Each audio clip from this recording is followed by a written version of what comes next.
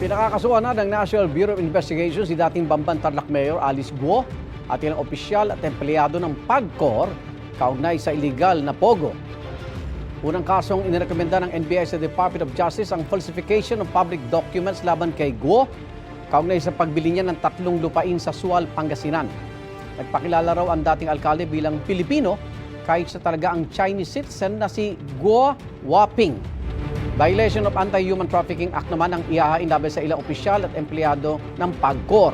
Sabi ng NBI, nagbulag-bulagan ng PAGCOR sa ilang gawain ng pogo para anilay makinabang.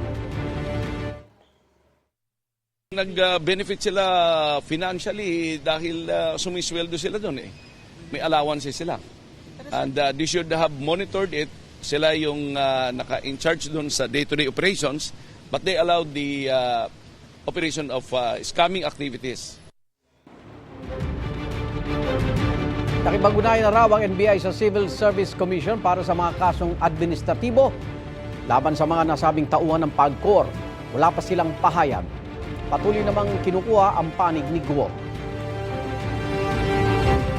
Igan, mauna ka sa mga balita, mag-subscribe na sa GMA Integrated News sa YouTube para sa iba't ibang ulat sa ating bansa.